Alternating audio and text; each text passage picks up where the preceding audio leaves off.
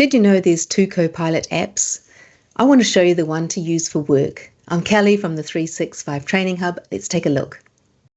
They look the same, but one has the black writing M365. Don't use this one, it's for personal use and it will give you a different experience and doesn't have the same features. So look out for this icon with the black writing. It's the correct one to use.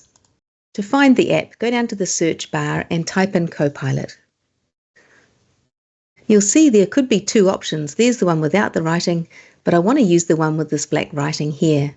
If it's already installed, you can just click to open it, and you'll see that it signs you in automatically. Just jump into your profile here and make sure it's got your correct work address, and you're good to go.